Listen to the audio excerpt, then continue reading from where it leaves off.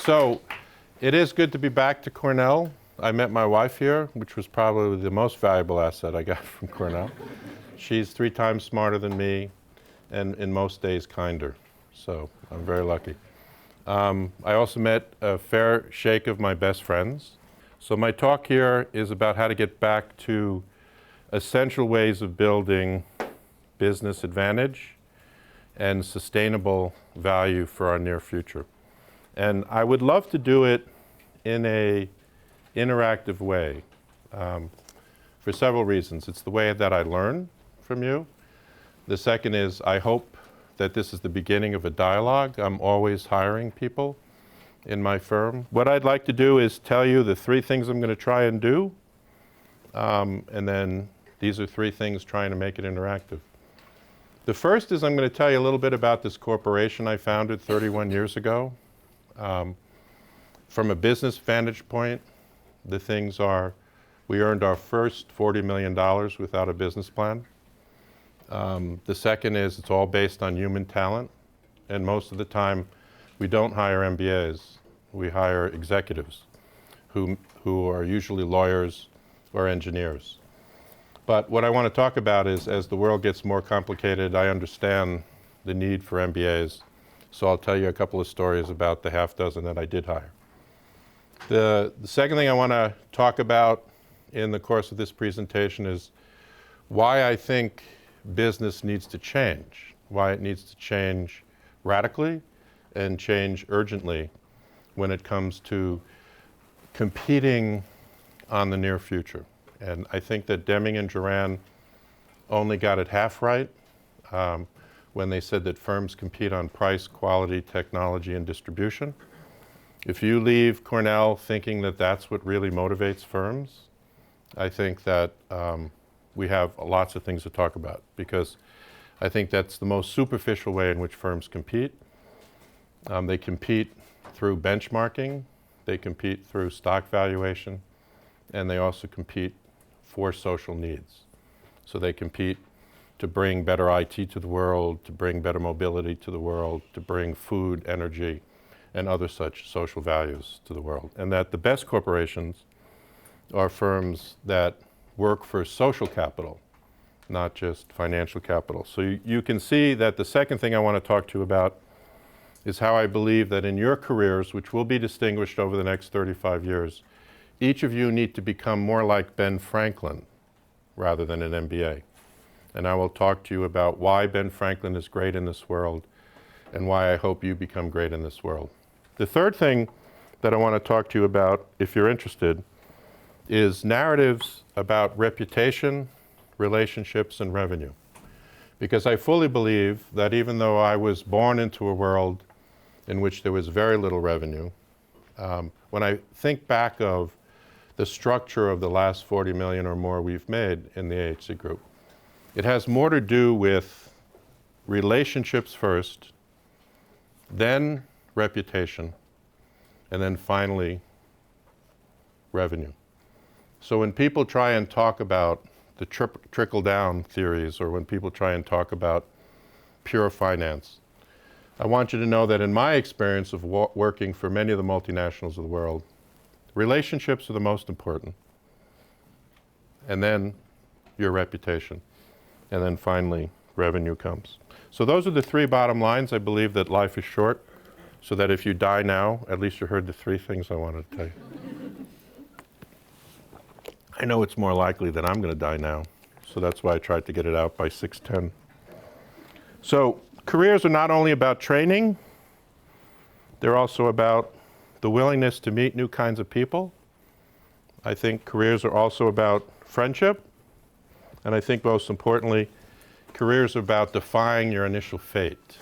So if you were meant to be an MBA or meant to be an engineer or meant to be a lawyer, I hope you all more rapidly become an executive. People who are capable of making important decisions that now change the world. So Mark was kind to mention these are the typical kinds of multinationals we work for. We've worked for now more than 100 of the 500 largest. We've watched Suncor in our 8 years of a retainer there go from 13 billion to 43 billion. and is now the 5th largest company in North America. On a good day, they are the largest company in Canada, depending on if the value of the Royal Bank of Canada's currency is good or not. Hess, we've worked for 7 vice presidents at Hess, and this gentleman who now works in my firm is a former client of Hess. And I want to tell you a little bit about Gerald to try and talk about why I am totally an advocate of dual competency. I believe if you're just a lawyer, you will look at things in the legislative and legal way. If you're just an MBA, and only an MBA, that doesn't read the newspapers, for example, you might just think of things as business decisions.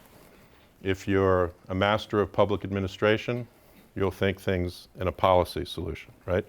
And so I believe that in order to make a firm competitive in the 21st century, in order to build business value, you have to have at least dual competence as an executive. And so I will talk a lot about that. So Gerald is a PhD in biology, a Harvard MBA, and he also has taken pretty serious training in diplomacy. Ken Strassner, who went to Yale and went to Yale Law School at the same time that Hillary and Bill Clinton went there. At age 66, he's one of the brightest change agents I know, and he has many competencies, way beyond the law. He's diplomatic, he's inventive, and he's frugal. This gentleman on the right, Dwight Bedsole, who's worked with me for more than 10 years, ran a $1 billion function at DuPont before joining my company. Kate Schrank is a new hire. I just want to give you a sense of her. The majority of people in this room are women, and about 40, it looks to me, 40% of them maybe from foreign countries. Kate Schrank applied to my firm after 22 years as a major corporate partner, an attorney at Sidney Austin. She said, "Bruce, you are getting old." And I said, "What?" And she said, "Everyone in your firm is a white, middle-aged male. You better shake it up." And so we did. So she's now in our firm. She's doing great work. She's a specialist in ESG measures and really has been able to understand the Bloomberg portal better than Ken, who's a lawyer, or Dwight, who's a chemical engineer, or Gerald, who's an MBA. I hope that's useful in terms of what I mean by dual competence. Most people that succeed in life are learning machines, and this is just the beginning of a lifelong journey. To give you a way of bringing that point home, Steve Percy joined my company. He's not pictured there because he asks not to be pictured. He's the former CFO of BP. He ran the 172 subsidiaries of BP. Didn't have a life as CFO Global. He had 2 young daughters. Both of them just entered into Middlebury. That's the first time I called him up to work for me. But he waited 1.5 years before he came to work for me after having to let 7,550 people go from BP in a downturn. You all know that petroleum is cyclical, and I knew that he had enough of a heart that this was a time to ask him to take the golden parachute and join my group. So Steve Percy helps us in our governance change work. We've worked for a fair number of our corporate affiliates at the board level, and Steve is always there. So do you all have a sense of the firms I work with and the company and the people in my group? Any questions about that before we go on? It's the ultimate issue, is how do you hire such talent, right? Because Karl Marx is right. Everybody's going to exploit your labor power unless you learn how to own the means of production. So does anybody have questions about how to find talent like that? I think that should be on your mind. I think that you should look around your MBA community and decide who you're going to go in business with, right? Because that's the only way to outsmart that famous essay, Wage, Labor, and Capital. Yes? How do you, how have you hired people away from those positions? Do you just offer them more money, or do you offer them a better lifestyle? What's your offer to them? Great question. Freedom, so that everyone who's a rainmaker in my firm gets the chance to choose their projects So for example, we won an emerging issues project for Intel Global, and Steve Persig at the meeting with the SVPs in Chandler, Arizona, with the head of government relations calling in, literally said, I know I'm taking money out of Bruce's pocket, but my deal with him is I'll only do these projects when I want to. And so we had won the work for 18 months. Intel wanted us to finish it in 9 months. So any of you who work in the chip industry know that that's normative. I gave Steve the freedom to say no. So that's $500,000 we didn't earn. The second thing I give them is I listen to them every Wednesday, such as this morning, wherever they are in the world. I listen to what they want us to do next. So I don't believe in a hierarchical relationship. I'm just the man holding the balloons, and each balloon should have its own buoyancy and lift. And so maybe 3 weeks ago, we severed off a 10-year client because 3 of the people in that balloon said it's time to pop it. This morning, when people want to stop what we're trying to do in Ottawa, so we'll probably stop it. So I believe that freedom and the influence to judge where the company is going should not just be in the founder's mind. So those are 2 things I give them. And believe me, after serving corporations for 30 years, that resonates with these people. They already have 5 homes. They've already been free of debt for a long time when they come work with us. My firm has been free of debt, so we compete against McKinsey, we compete against Deloitte, we compete against the world's largest engineering firms, and part of the reason we can is we don't have debt. So we got out of debt about 22 years ago, in the 9th year of the S Corporation. Any questions about that? Because that's probably the best thing Ben Franklin can teach you about your careers, is to race not to increase the scope of your responsibility, but race to eliminate debt. Anybody have questions about that? Sustainability is very much a real thing in corporations today. I want to talk to you about how the great scholars of corporate strategy are moving very close to this field of sustainability, which distinguished professors like Stu Hart and Mark have been thinking about for a long time. So to make it a very elaborate 30-year history summed up, there are only 5 ways that management consultants can change a multinational. And most of the time, most of you will want to work in a multinational, not necessarily to change it. So please keep in mind that my interests are to change the corporation, to make the corporation more socially responsive. And so some of my books are about social response capitalism, not just about classical capitalism. So that's a bias in everything we do.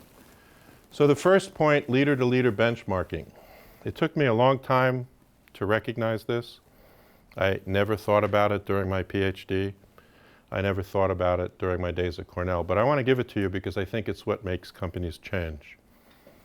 So, has anybody heard of the company DTE? DTE. You have, Anvar. It's a Midwest-based utilities company, right?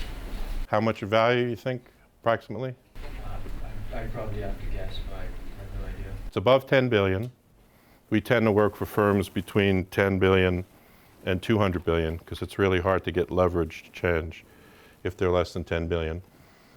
DTE, you would learn about DTE in business literature, say the Wall Street Journal or the Financial Times of London, as a merger of Mishcon, a natural gas company, and the old Detroit Edison, which has been in Detroit for 115 years. And DTE is the backbone of the economic recovery of Michigan right now. They're a major employer, and they haven't yet given up on Detroit, like some of the automakers. The reason why I was attracted to bid to work for them is I read in a small newspaper that Duke Energy was getting all the credit for being sustainable. And I knew that Duke Energy was getting a lot of the credit because their chairman, Jim Rogers, gives money to the Aspen Institute. And the Aspen Institute is a very important set of stakeholders. And that Duke, almost 3 times as big as DTE, was not necessarily a better performing company because I had made presentations in front of Duke's board, so I had a first-hand experience. But the reason why DTE hired us, and the reason why I want to convey this to you, is that the people who actually hire change agents often hire it for no other business reason that they can't stand one or two competitors. And that one or two competitors are getting public recognition that their firm is not getting. So please keep that in mind when you do your case studies. It's a huge motivator. In the case of DTE, they hated that Duke was getting all of the credibility. And in the case of DTE's lower management, not the top four, which we'll be with next week, but the middle management hated Exelon because Exelon was very good at getting reactors and compounds of reactors. So often leader-to-leader benchmarking. So my firm runs a 3,300 leader-to-leader benchmarking series where firms pay us 6 figures to be involved in that benchmarking. The key thing is I invented it 26 years ago because I saw that the accounting firms were not doing it, especially PricewaterhouseCoopers or Deloitte. I saw that McKinsey wasn't doing it. Every time I wrote a new book, McKinsey would have some young researchers call me up.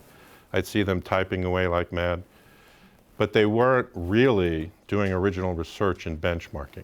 So benchmarking was invented when Henry Ford and Toyota started talking to each other. I hope you know that, right? But benchmarking of organizations is the name of the game. It's probably more fundamental than studying corporate strategy because you have to find out who the firm is thinking they want to improve relative to. That's what is on the mind of the top 8 or 12 of a firm. So that's why I put it at the top of our triangle. Another case in point before I move on. The reason why Warren Buffett hired us for 4 years is because Interface, a carpet maker, was getting all the credit on sustainability. They had a charismatic CEO, Ray Anderson, who just passed away. They were 1/6 the size of my client. And when I ran Shaw's Growth and Sustainability Council, it was all motivated by benchmarking. How fast can we change the world's assumption that interface is the only game in town? Okay? So during the short time, and we'll move on fast after this, we were able to convince Shaw, a maker of carpet, right? A maker of hard flooring and some aggregate, $6.2 billion at the time. They didn't really, a lot of Georgia Tech engineers in the firm, they didn't really feel a motivation to change until their top 4 were irritated by interface, okay? Any questions about that? So when you're doing your case study stuff, often ask yourself, why is this firm changing?